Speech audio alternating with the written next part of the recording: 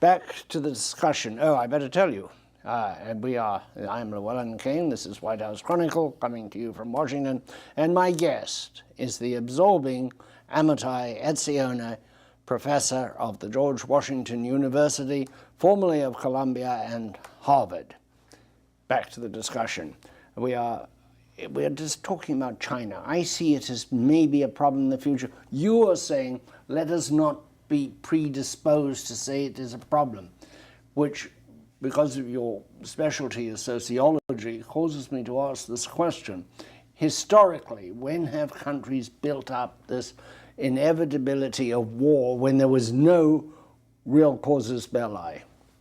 It's very common. World War I, World War II, all started... World War I is probably the classic example, isn't it? Exactly. World War II is a little more complicated.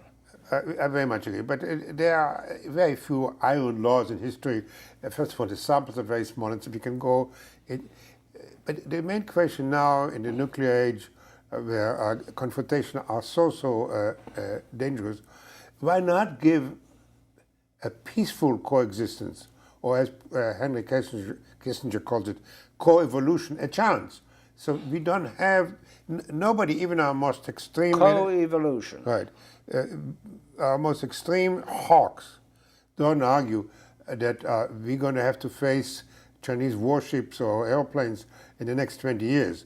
They're talking about 30 years from now, because the Chinese military is so weak. They have now one aircraft carrier, which they bought from Ukraine, which they don't quite know how to operate. Their submarines are what they call very noisy. And in many, many ways, from their budget, which is 1/6 of the American budget, the defense budget. So nobody claims they pose a danger in the near future. That's what I'm saying is, I'm not claiming that I can predict history or that we will never have to face an aggressive China. All I'm saying is there's enough time to give coevolution a chance. And here's another concept I think we need to introduce into discussion. Both the Bush and the Obama administration keep challenging China to become a responsible stakeholder in the world order. And what they're saying is that a country which is a good citizen behaves a certain way. It sends a lot of humanitarian aids, it sends a lot of peacekeepers, it pays for the United Nations. There's a whole list of things they demand China to do, which is very much an American list. And I don't think it's either fair or wise to hold China to a list of American goods as a test of their to this part. point in our discussion, and this is the second program in which we've discussed these things, to this point in our discussion, it has seemed there are two 800-pound gorillas, America and China. But in fact, there are three. There's America, China, and India. And India is a lot closer to China, and there's long-term friction between India and China. How does that change the equation? It's a very important point. It's a very important point. Though, again, using your imagery, I would call them 80 pounds gorillas. Because, again, by any of the measurements... I myself have never weighed a gorilla. I do not wish... I like gorillas, but I don't wish to be that close to one at 80 or 800. And my point is, don't worry, it's okay. You don't have to fear those gorillas. In all seriousness, the notion we have, which is, again, part of this rush to building adversaries, as the old theory is to balance. The idea is that when a new power rises, we have to take all the other powers and make a coalition with them against a new power to balance. It's kind of a very old diplomatic notion. This day and age, what does it mean for India to balance China? India has very similar problems. They need resources. They have a huge part of the population which demands the good life, by which they mean affluence. If the more India spends on the military... sometimes the good life may include just simple electricity. Indeed. So for them to spend ever more money on the military, it undermines their number one source of legitimacy. And above all, so if they go down that road, so where are we going to get? And an arms race between India and China, where we will help supply India, and the end of which we're going to have another war in Asia. To what purpose? I mean, China has no ambition. There's nothing ever anybody written to occupy India. What would they possibly do with it, and the other way around. Why would India even dream of occupying China? So there are border issues. There have been some minor skirmishes, and they have to be worked out. But to go from that to some kind of a global chess game in which we're going to move India to balance China, it's just, I don't see the basis in either diplomacy or reality. The historian Niall Ferguson has been doing a television series, fascinating series on the history of the world, almost history of civilizations, and China is the West and China. This is his sort of predates us a bit. At the beginning of the Ming Dynasty, China was an enormous imperial power. It had the largest ships on earth, 400 feet long, built of wood. Nothing like that was ever built in the West. And yet suddenly it stopped. The next emperor in line said, no, we're going to stay within our borders, we're going to build our walls, we're not going to have these ships. They had them broken up. What does that tell us about China, and could we see, have we ever seen anything like that historically, when consciously many empires have failed, they've deteriorated, but where consciously an empire decided to dismantle itself? Well, I don't know if there are other precedents on this, but it's a very important issue you raise here.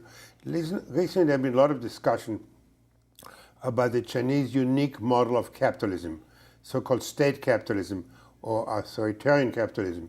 And for a while, it was argued that the Washington consensus, the notion we all be going to become democracy and democratic capitalism, is being replaced by the Beijing consensus, in which many countries in the third world want to imitate the Chinese model.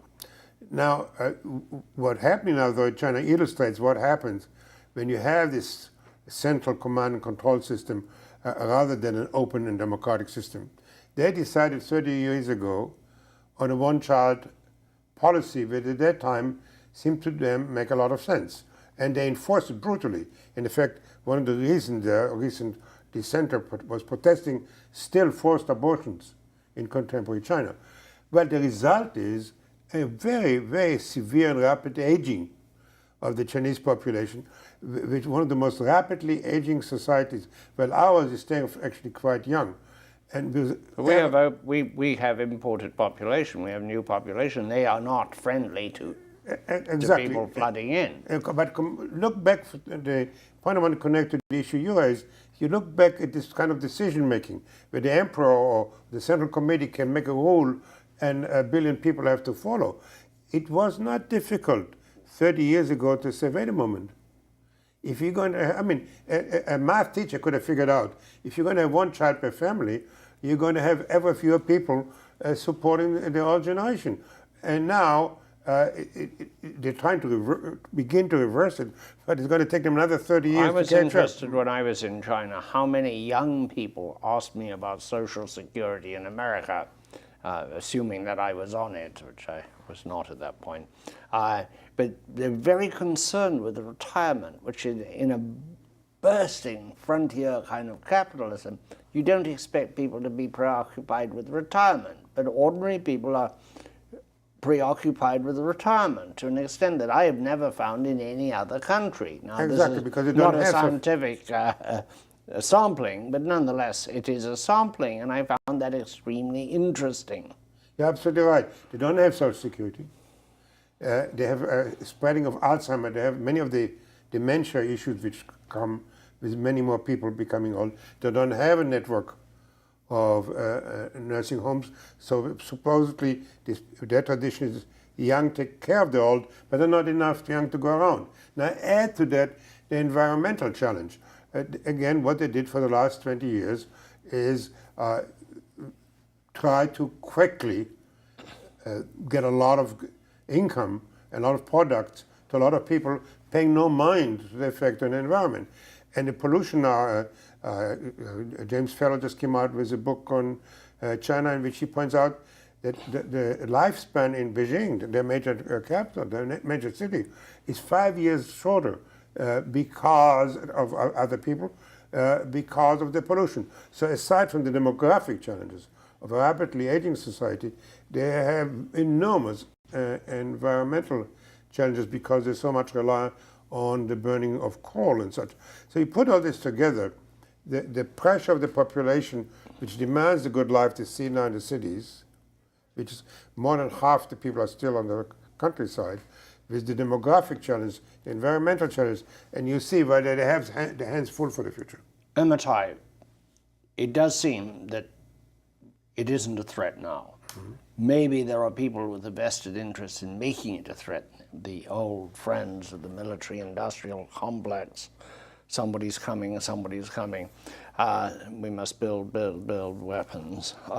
However, you know, it is a fascinating thing, China. It seems to me, and I'm not an expert on its history by any means at all, but the two things that mean to me quite extraordinary is how quickly it can go off the rails.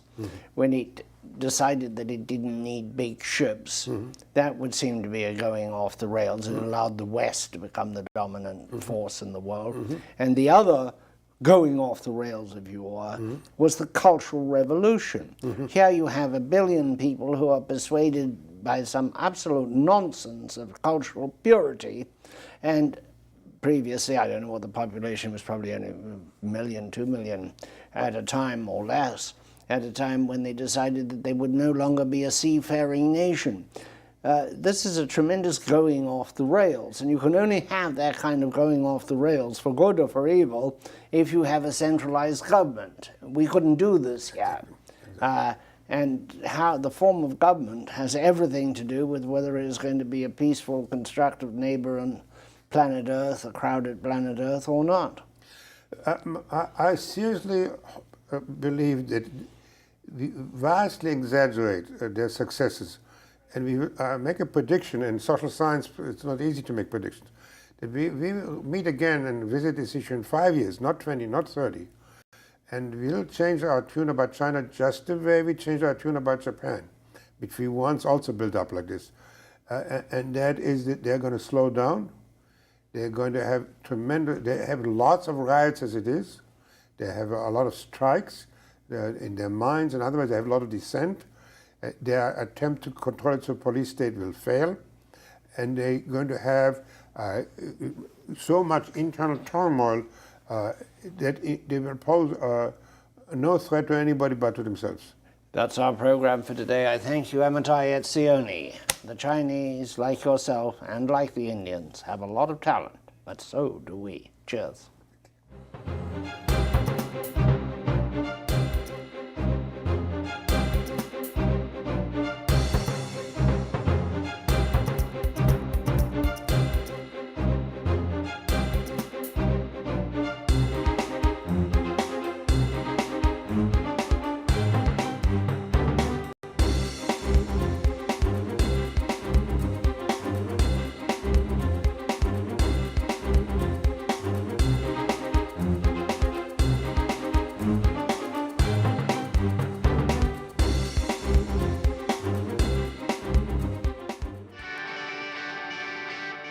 Many have spoken out on the need to transition to a clean energy future.